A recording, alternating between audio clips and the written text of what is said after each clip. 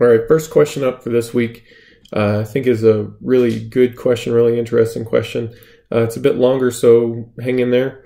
It says, I'm following up on a review from Jim in which he suggested that I consider changing training groups.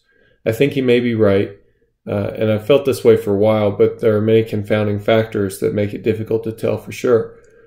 First couple blocks went especially well for squats and deadlifts. I was coming off a hamstring injury from February. Bench did well for the first two blocks and then seemed to begin stagnating. Unfortunately, this is also when my confounding variables started popping in. My second daughter was born on June 26th. Congratulations. So I missed about a week's worth of training and then experienced poor recovery in the few weeks following. I actually felt fine the first week or so, and then work capacity seemed to just tank. Track short term was showing a lot of sixes around that time, if I recall, and at the end of the cycle I had a 4-day business trip, a 9-day vacation in which I ended up taking as a deload as per your suggestion. The vacation was scheduled for the same week as the test week. I probably should have contacted you sooner, but I finally found some time to sit down and write this email. Part of the delay is I wanted to sit down and actually take a look at the block reviews for this past cycle and try to give as much background info as possible. I'm attaching screenshots of my total cycle block review, 22 weeks worth for all 3 lifts. An interesting feature in this view is the second dip after my daughter was born, around a month later. I remember this being a pretty rough period and feeling beat up all the time.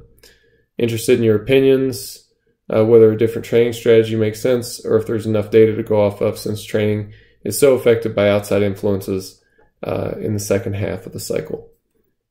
So I took a look at your training progressions as you had them listed. And there's a long period, looks like a several month period, where things are very clearly improving at a really good rate. And then it looks to be right around the time that you mentioned your daughter was born, things dropped off, basically dropped off a cliff. And then they've kind of bounced around at the bottom, and it does look like they're starting to pick up again. It looks like you're starting to rebuild. Jim is going to suggest changing training groups in circumstances like this because there's not really any additional information for him to go off of. The intent behind that is to basically get you thinking about it. To let you know that, hey, if there are things going on, then that's fine. You can stay put. But if there's not things going on and this just isn't working well, there are other options out there. We want to find a way to get you improving, to see your strength improving. Now, in your case, these confounding variables are significant, and it's not so easy. It's not so easy to determine what the main player is. I would say that it's unlikely that you've gone from responding super well to this strategy to really not responding at all. You've taken deloads, you've done some rest cycles and stuff like that. I would think that the other confounding variables I would think that they're the major players at this point. So you kind of bear with me as I'm kind of thinking this through and talking at the same time.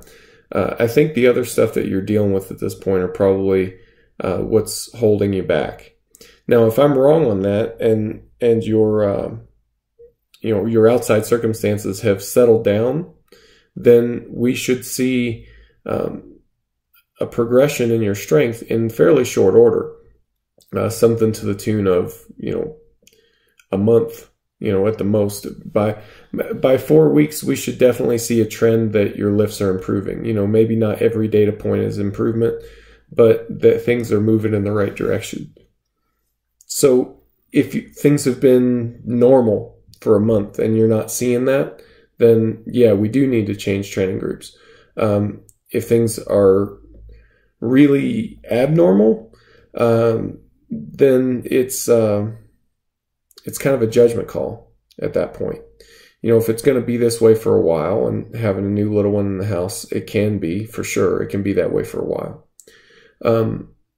if that's the case, then we may need to change the training group anyway, or even not. I wouldn't even go so far as to say change the training group, because this strategy is something that I suspect you respond well to. But we would need to make some modifications to the training that you're doing, perhaps cutting one session shorter, or doing maybe even an entire session from the week's training, basically doing less work to provide more time for you to recover. That would be an option. So if recovery seems to be the issue, we can do things like that, and that way you can keep with an effective strategy. We can just dial it in and tune it so that it fits your recovery capacity. And if, I would say if things are,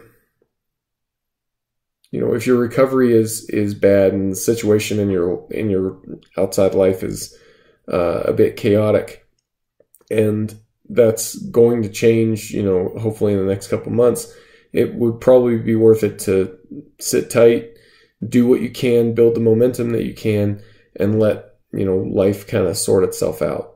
So I want to kind of have a break point here, and I'm thinking I'll probably do another video in response to this about what to do if you're in one of those situations where you need to dial in the training volume in this training strategy that you're in. So we'll do that one next.